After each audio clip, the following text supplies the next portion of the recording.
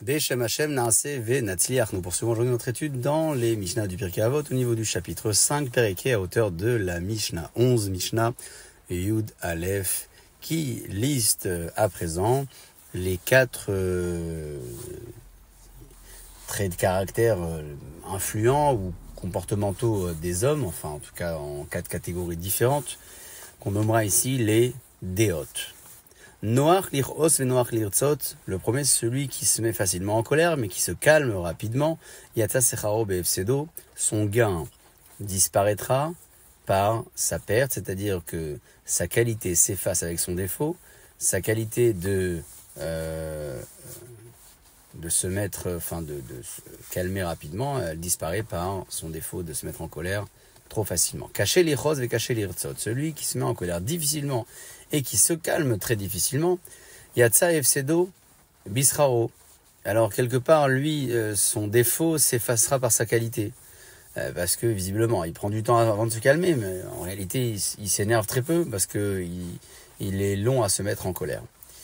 Le prochain, c'est cacher l'ichos v'noach lirtzot, celui qui se met en colère très difficilement et qui se calme facilement. C'est un chassid, c'est l'homme pieux, c'est le comportement idéal. Et enfin, à l'opposé de celui-ci, noach lir'os v'cacher lirtzot, celui qui se met en colère rapidement et qui se calme très difficilement. Racha est appelé le Racha.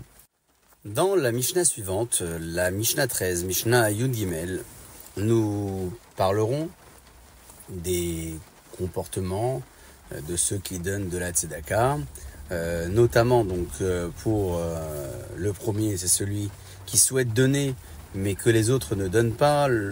Alors, Eno Rab et Shalacherim, il a un mauvais regard sur les autres. Le second, c'est celui qui souhaite que d'autres donnent et pas lui.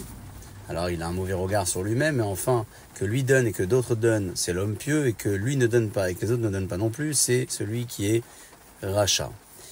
Nous parlons donc dans l'un de ces quatre personnages de celui qui a le Aïnara, c'est-à-dire le mauvais œil. Le mauvais œil, on appellera ici Enora. Il a un regard qui est mauvais. Le commentaire du Rabbi Obadiah Bartanora explique que ça ne concerne pas réellement les personnes qui donnent de la tzedaka, puisqu'il y a effectivement des personnes qui ne donnent pas du tout de tzedaka. Ça concerne plutôt les donations elles-mêmes, c'est-à-dire que cette Mishnah ici détaille dans ceux qui donnent de la tzedaka les différentes formes d'attribution. C'est ce qu'on apercevra aussi dans le comportement de ceux qui vont au Beth Midrash pour étudier ou pas les étudier, évoqué dans la Mishnah qui suivra. Pour se concentrer sur notre Mishnah, nous l'expliquons donc à travers le regard que celui qui donne de la tzedaka a sur la donation en règle générale. Il y a celui qui a plus pitié et qui a plus de crainte que ses proches perdent de leur argent plutôt que la sienne. Alors, même si lui donne de la tzedaka, il n'a pas envie que ses amis donnent aussi. Il n'a pas envie qu'ils perdent de l'argent. On appelle ça Enora Beshalacherim. D'après cette explication, son regard est mauvais à l'égard des autres. C'est pas négatif, mais c'est-à-dire qu'il ne souhaite pas que ses amis perdent et il considère peut-être que par la voie de la tzedaka, ils perdront de l'argent. Quoi qu'il en soit, chacun peut se situer dans l'un de ces quatre personnages et savoir quel est le comportement idéal, celui bien évidemment de donner et d'encourager les autres à donner, chacun selon ses moyens. Dans la Mishnah 14, le maître nous indique qu'il existe quatre catégories et à nouveau, suivant le même ordre d'idées, on catégorise les personnes parmi ceux qui vont étudier au Beth Midrash. La première personne, c'est celui qui se dirige, qui fait l'effort d'y aller mais qui ne fait rien. Alors il a au moins le mérite d'être allé. Le second, celui qui fait mais qui n'est pas allé. Il était déjà sur place. Alors il a le mérite d'avoir agi. Celui qui se dirige, fait l'effort d'y aller et aussi de faire. Alors c'est l'homme pieux, et celui qui ni fait l'effort d'y aller, ni de réaliser et de faire, est considéré comme le mécréant. De quoi parle-t-on ici lorsque nous évoquons le holer ve'eno, c'est celui qui se dirige sans réaliser. Nous parlons de celui qui va au Beth Midrash pour écouter, mais qui ne révise pas, qui n'approfondit pas le propos pour chercher à l'intégrer pleinement. Celui-ci, donc, hélas, c'est celui qui aura uniquement le mérite d'avoir fait l'effort d'y aller, de se diriger, d'avoir marché. Bon, celui qui réalise sans y être allé, c'est le second, c'est celui qui étudie chez lui à la maison. Et après, les deux autres catégories, ce sont les deux opposés, l'homme pieux et le rachat, l'un qui a les deux mérites, l'autre qui n'a aucun des deux. Toujours avec la même conclusion que les Mishnayot précédentes, nous rappelons que ces différentes catégories permettent à chacun de s'identifier dans sa pratique et dans son approche de l'étude de la Torah, en retenant le comportement idéal ici évoqué sous le terme de chassid, qui veut dire l'homme pieux, qui va au-delà de l'exigence, mais qui ici fait le choix d'avoir une conduite intermédiaire à toutes les autres et certainement idéale. Dans la Mishnah qui suit, Mishnah 15, Mishnah Tetvav, Arba, Midot, Bioshvé, Lifnei Chachamim, il y a quatre comportements différents parmi ceux qui siègent devant les sages. Le premier, c'est Sefog. Sefog, c'est l'éponge. Le second, c'est Mashper.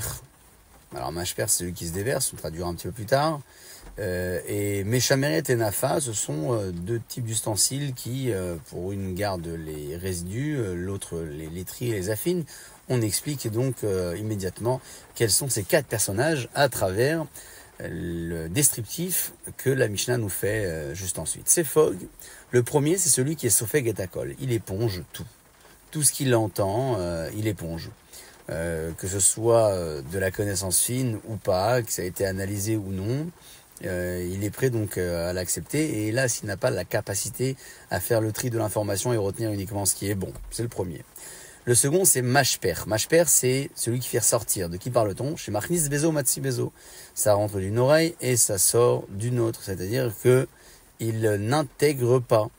Il n'intègre pas pleinement l'enseignement, soit il ne le travaille pas, ou soit il ne souhaite pas l'intégrer. Le troisième personnage, c'est Meshameret. Meshameret, chez Motiat Ayayin, elle fait sortir le vin avec Koletet Tashmarim, et elle garde les résidus.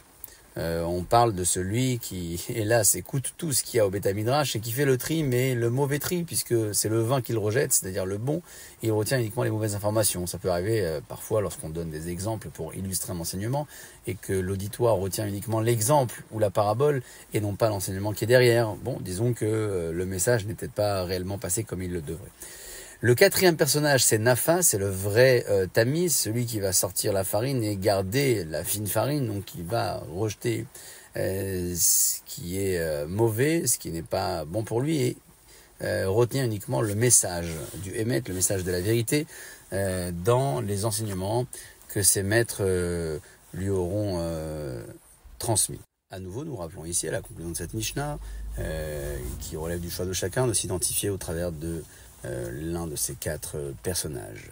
Souvenez-vous, un petit peu plus tôt, nous parlions de ces quatre identités différentes parmi les élèves. Celui qui apprend facilement et qui oublie finement, ou fait dans un sens comme dans l'autre. Ici, nous parlons plutôt de ceux qui siègent devant les sages.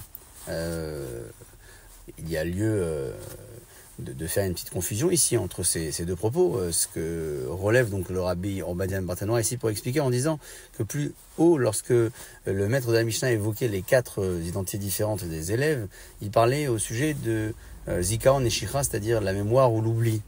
Alors que ici, dans la Mishnah que nous venons de terminer, nous parlons de tout ce qui relève de la sévara, c'est-à-dire de l'analyse, de la profondeur, de l'intellectualité, et de la capacité à distinguer les éléments les uns des autres. Donc c'est une problématique, en tout cas un sujet qui n'est pas en lien direct avec la Mishnah évoquée un peu plus tôt au sujet des quatre catégories de Talmidim et de leur capacité à vite absorber ou vite oublier les informations qu'ils auraient apprises.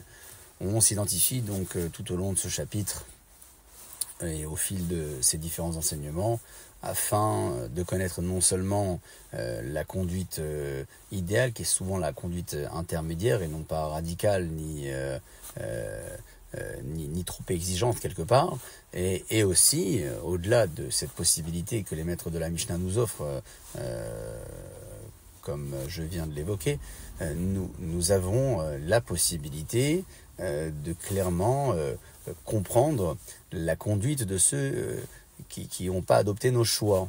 Au travers de cette compréhension, nous aurons donc aussi la possibilité de les accompagner et éventuellement de partager nos visions, de partager nos choix pour que tout le monde puisse se diriger et se conduire dans la voie la plus traditionnelle et la plus équilibrée. Baruch Adonai Le'olam, Amen.